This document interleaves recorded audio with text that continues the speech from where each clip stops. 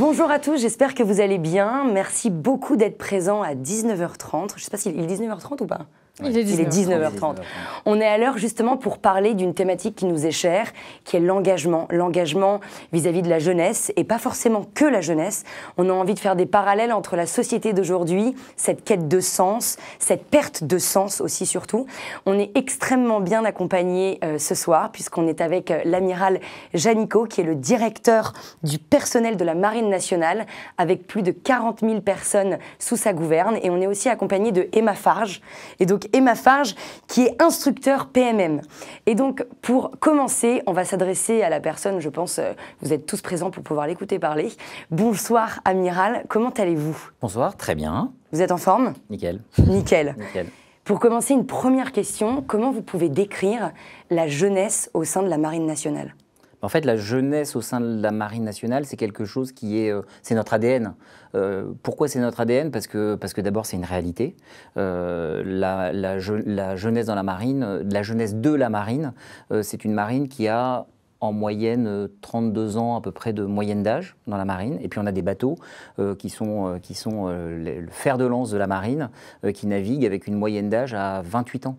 Donc on est vraiment la jeunesse, le fait d'avoir des jeunes chez nous, c'est absolument nécessaire parce que le métier le rend nécessaire. Et puis c'est une réalité au titre du recrutement. On recrute autour de 4000 jeunes tous les ans pour venir dans nos rangs. Alors en quoi on est intéressant pour les jeunes, ou en quoi les jeunes peuvent trouver leur intérêt dans la marine?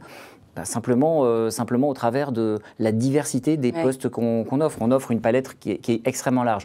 On a coutume de dire que dans la marine, à part le métier de pilote de char, il y a tous les métiers des armées. Donc ça, c'est important. Et puis surtout, on va chercher une grande diversité.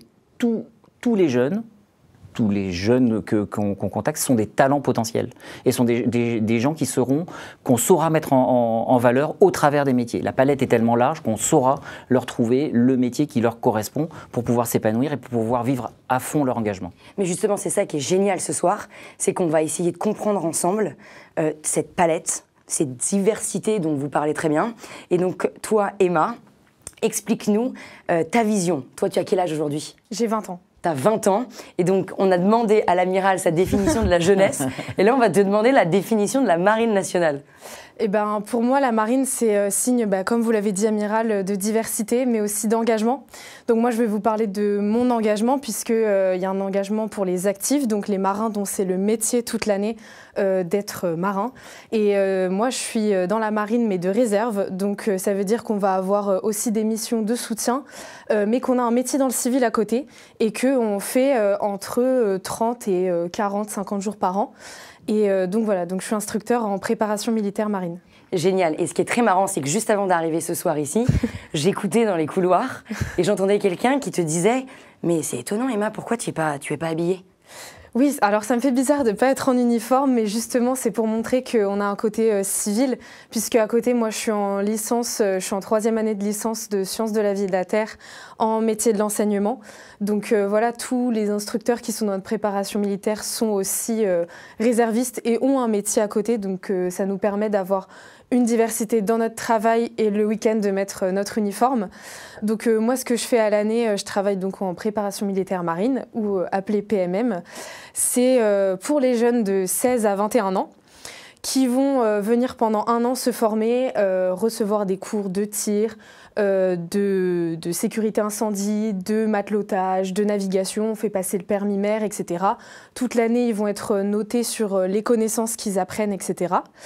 Et il existe plusieurs types de préparation militaire. Il y en a des un peu plus spécialisés, donc des PMM aéro pour les spécialités aéronautiques, des PMM SOUM pour les spécialités sous-mariniers, etc. Mais aussi des préparations militaires en fonction de votre niveau scolaire. Donc PMM, c'est pour des jeunes donc sans forcément le bac. Il y a les préparations militaires supérieures Mestrans pour des gens de bac à bac+2 qui sortent sous-officiers. Et des gens en préparation militaire supérieure Étienne d'Orve, qui est donc pour les officiers qui ont minimum bac+3, mais juste, bac+5. Permettez-moi juste de revenir au début. Oui. Au tout début, cette petite étincelle, cette petite graine qui vous pousse à postuler. Parce que, à vrai dire, c'est ça. Moi, j'ai envie de savoir comment toi, tu as eu envie de postuler et aussi comment l'amiral, il a eu envie de se lancer. Moi, je connaissais pas du tout. J'ai personne dans ma famille qui était militaire ou qui fait partie de la marine. J'ai juste connu comme ça a été un peu un moment de ma vie où j'avais envie de faire des rencontres, de découvrir quelque chose de nouveau, mais où je pourrais continuer mes études à côté. J'avais envie d'apprendre. Et j'ai juste découvert ça par hasard et je me suis dit, je vais m'engager en PMM. Et du coup, voilà. Et ce que j'ai pas dit d'ailleurs dans la formation, c'est que on me dit, mais pourquoi tu es dans la marine, mais il n'y a pas la mer, il n'y a pas l'eau? Alors, parce qu'on est donc à Paris, mais on part une semaine à Brest ou à Toulon pour découvrir, c'est ce qu'on appelle une période bloquée. Et on a justement un reportage d'une stagiaire PMM qui va nous parler de sa période bloquée à l'année. Génial, quel beau lancement. On y va. Je suis la stagiaire Gwendoline, j'ai 18 ans et je participe à une préparation militaire marine.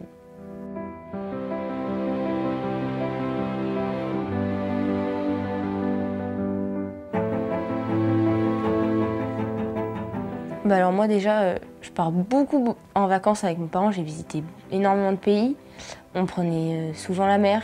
Marin, sois fidèle à tes frères. Puis après, suite à ça, j'ai fait des forums aussi pour savoir Parcoursup, les écoles à faire. Et à chaque fois, j'allais systématiquement vers les stands de la marine. Peut-être que c'était le destin ou non, mais voilà aujourd'hui. Là, vous êtes dans une école ici, donc vous allez faire aussi de l'anglais, vous allez faire aussi de la géopolitique, des mathématiques. Une période bloquée, on va découvrir différentes unités de la marine. Nous sommes allés au CIN où nous avons découvert l'école de Mestrance, l'école des Mousses, aussi le lycée naval. Ici, ils vont faire leur formation initiale d'officier marinier, donc ils vont vraiment apprendre les bases. On est monté à bord de la frégate Aquitaine. On a découvert quelques pièces, dont la salle de commande. Un autre écran qui sera l'écran du radar. Moi, ça m'a beaucoup plu parce que j'ai pu découvrir un peu le lieu de travail où j'allais potentiellement travailler plus tard. N'hésitez pas, après le PMM, à vous engager et vous viendrez sur ces bâtiments comme ça. Moi, j'aimerais rentrer dans l'école de Mestrance avec la spécialité DEASM qui est détecteur de lutte anti-sous-marine. J'attends de la marine déjà de trouver mon futur métier, ou là où je pourrais m'épanouir, faire ce qui me plaît. Il faut que tu penses à bien tirer myotype. Et aussi apprendre encore plus de valeurs que je n'ai pu déjà apprendre à la préparation militaire marine. Si j'arrive à rentrer dans les forces sous-marines, être commandant sous-marin, ce serait une fierté.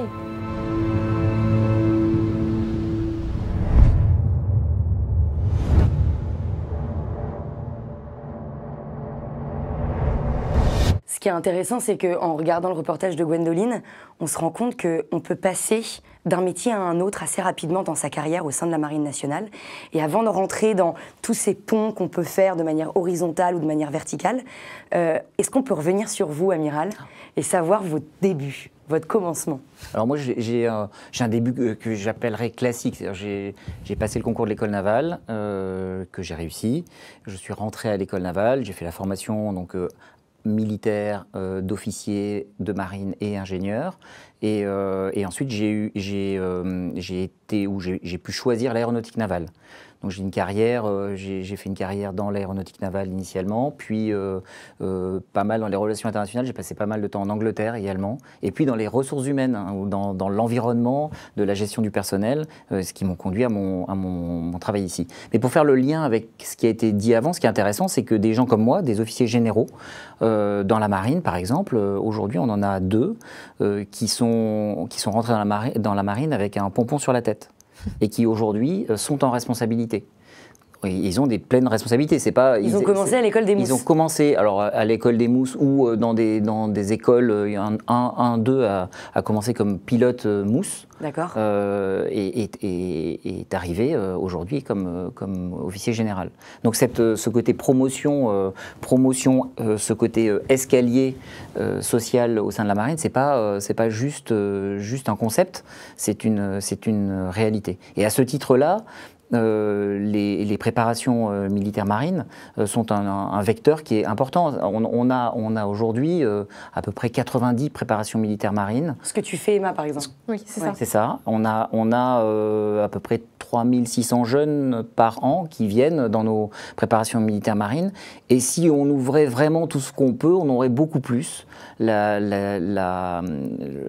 contrainte à laquelle on est confronté, c'est que c'est le nombre d'instructeurs dont on a besoin pour pouvoir encadrer ces jeunes, puisque c'est, comme l'a très bien dit Emma, ce sont des jeunes entre 16 et 21 ans qui sont regroupés. Donc il faut quand même un encadrement conséquent pour à la fois leur apprendre les rudiments du savoir-être et les rudiments du savoir-faire de la marine. Et puis, comme l'a montré Emma également, il y a ce côté ce qu'on appelle vulgairement aller toucher de la ferraille, aller voir le bateau, aller discuter avec les gens qui sont à bord et se faire transmettre la passion qui anime les gens qui sont embarqués. Donc ça, c'est vraiment très très important. Puis les préparations militaires marines, comme les préparations militaires supérieures, elles ont aussi un rôle en termes d'image qu'on véhicule. Donc la participation à des défilés, la participation à des manifestations est assez importante. D'ailleurs, je crois que Emma, vous avez participé à certaines manifestations de prestige. Oui. Le défilé du 14 juillet, attention madame. Exactement. Je pense que ça a été un des moments les plus incroyables de ma vie. Déjà, pour parler un peu de la sélection, comme vous l'avez dit, il y a environ 3600 stagiaires en France dans les PMM et de partout. Donc même, on avait un stagiaire qui avait été sélectionné de La Réunion, donc vraiment de tout ce qui appartient à la France. Et puis, il n'y a eu que 64 défilants, donc sur 3600, ça fait pas beaucoup. C'était incroyable, c'était vraiment une chance, sachant que peu d'actifs ont aussi la chance de le faire. Et qu'est-ce qu'on ressent ce jour-là ? Qu'est-ce qu'on ressent ? Parce que ça paraît tellement lointain pour beaucoup de personnes. Ouais. Parce que vous connaissez cette énergie. Mais qu'est-ce qu'on ressent quand on défile le 14 juillet, qui va bientôt arriver là dans quelques semaines ? Donc ils sont tous en train de se préparer, je pense. Et ben, le jour même, c'est un sentiment. Il y a beaucoup de stress parce que on est très concentré dans ce qu'on fait. En fait, au final, le moment où on défile, il y a énormément de monde. Moi, j'ai essayé de chercher des gens que je connaissais, mais c'est pas possible. Il y a tellement de monde dans le public qui vous acclame et vous représentez une image, comme vous avez dit, Amiral, des PMM de la France, etc. Et donc, c'est beaucoup de pression.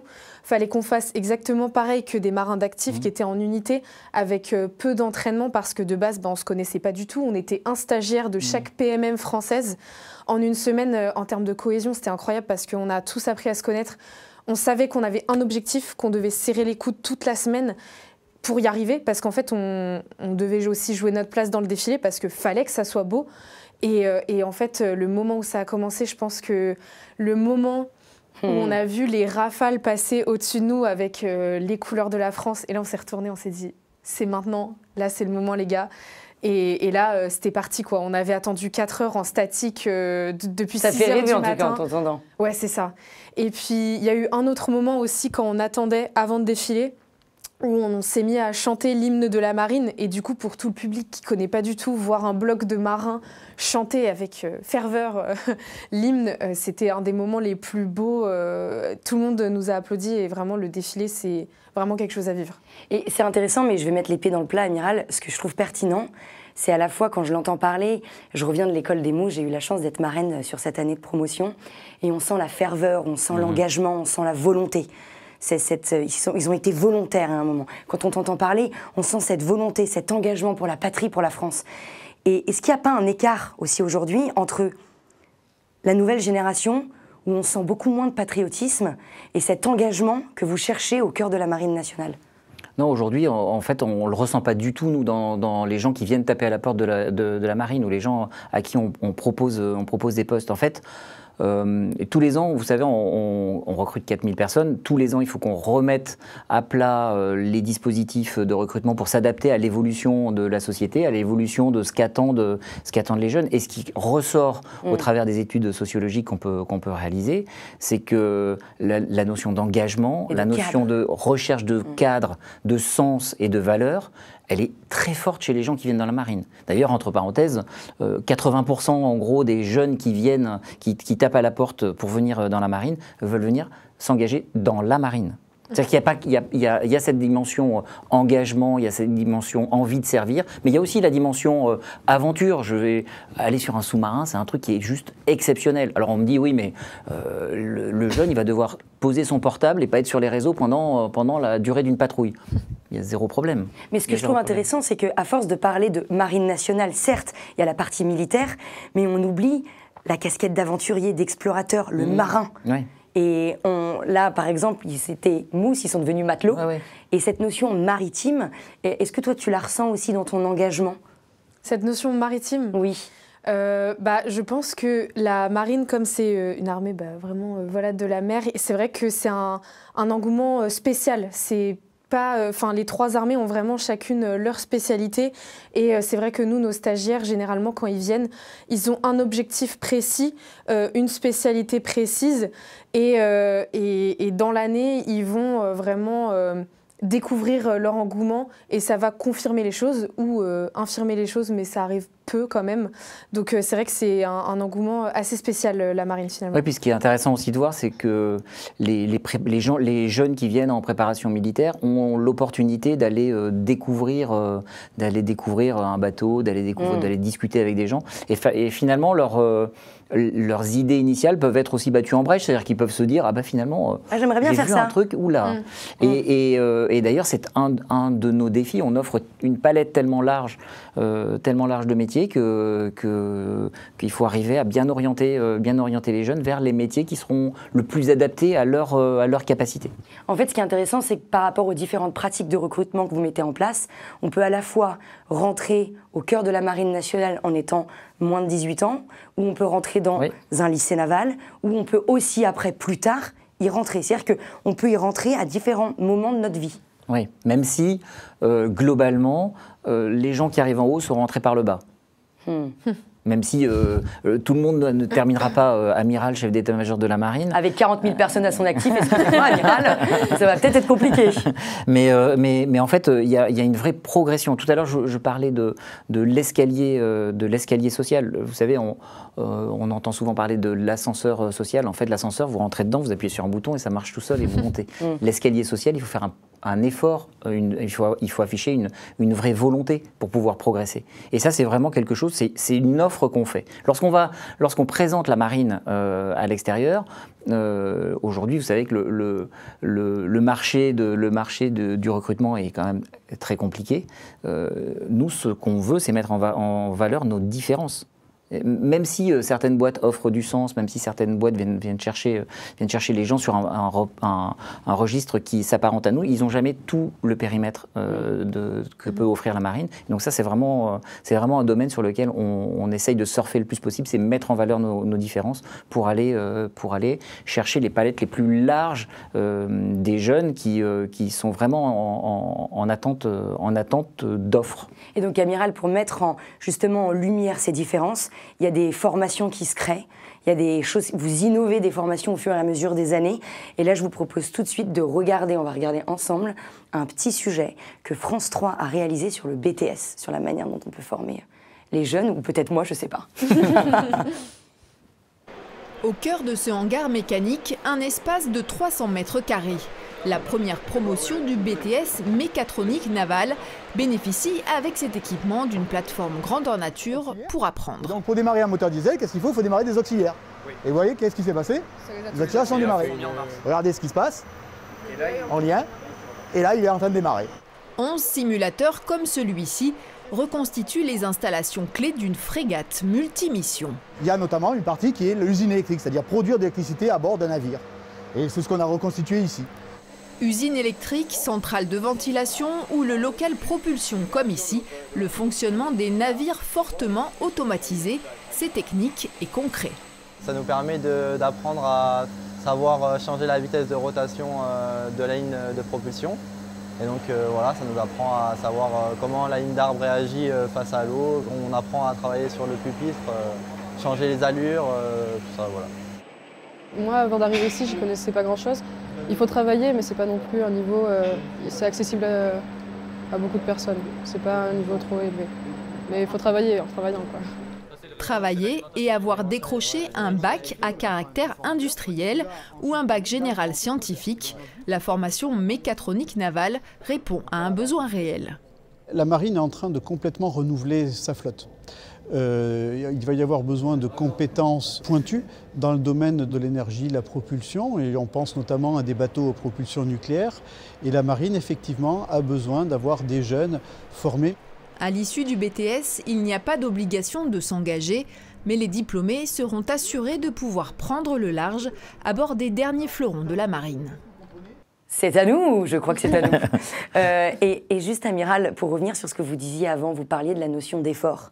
Et vous parliez de la notion de, pour pouvoir atteindre quelque chose, il faut aussi ressentir l'effort. Est-ce qu'aujourd'hui, vous pensez que cette nouvelle génération, elle est prête à continuer de faire des efforts et à se priver de certaines choses qu'elle a aujourd'hui? En fait, c'est un peu ce que disait Emma tout à l'heure. C'est quand vous avez des jeunes entre 16 et 20 ans, mais que ce soit les PMM ou que ce soit d'autres types de recrutement qui chantent avec conviction le chant du marin, qui vous regardent dans les yeux, vous n'avez aucun doute sur la force de leur engagement. Après, l'engagement, encore une fois, c'est pas que les gens n'ont pas envie de s'engager, c'est simplement que les gens vivent leur engagement de manière différente. Chacun a sa propre personnalité, ses propres envies, qui font que certains vont avoir envie de s'engager peu de temps, d'autres vont vouloir rester plus longtemps. Et c'est pour ça d'ailleurs qu'on offre cette palette qui permet aux gens de venir peu de temps, de venir plus longtemps, ou de rester toute une carrière dans la marine. Ce qui est intéressant, c'est qu'il y a des nouveaux métiers qui se créent par rapport à toute l'évolution digitale que cette nouvelle génération peut apporter. C'est-à-dire que souvent on dit c'était mieux avant. Mais est-ce qu'on n'a pas aussi, c'est pas intéressant aussi de se dire comment on peut faire avec l'existant, avec ce qu'on a aujourd'hui, et comment on peut utiliser toutes ces compétences-là au service de la Marine nationale? Oui, alors en fait, c'est bien, je pense que c'était le sens du reportage qui vient d'être diffusé. L'idée, c'est bien comment je fais pour m'adapter à l'évolution des technologies moderne et pour répondre à mon besoin marine, clairement, enfin, il faut être clair là-dessus, et pour attirer des jeunes qui vont y trouver leur intérêt parce qu'on va leur proposer une formation intéressante. Donc là, dans le reportage, il parlait du BTS mécatronique. On a plein d'autres formules, on fait du bac pro en internalisé. On travaille beaucoup avec l'éducation nationale sur ces sujets-là. On vient de monter, par exemple... En collaboration avec eux. Oui, tout à fait. On vient de monter en collaboration à Cherbourg, en collaboration avec le lycée de Tocqueville de Cherbourg, on vient de monter un BTS nucléaire. Donc on innove dans la manière dont on offre des possibilités aux jeunes de venir se former et ensuite de rester dans la marine. Donc on les soutient pendant la durée de leur formation et puis ensuite les gens entament une carrière dans la marine. Et Amiral, est-ce qu'on n'est pas fatigué de s'occuper de 40 000 personnes et d'être constamment en renouvellement pour accompagner la société qui évolue et se remettre en question, cultiver son humilité? Comment on est? Comment vous vous sentez en fait? D'abord, c'est pas un métier, c'est une passion. Mais ce que je vous dis, c'est sincère. C'est-à-dire que ce soit mon métier ou le métier du jeune marin qui est embarqué sur un bateau, c'est une vraie passion. Je vous mets au défi d'aller voir n'importe quel marin dans n'importe quel port, de débouler sur un bateau et d'interroger qui vous voulez.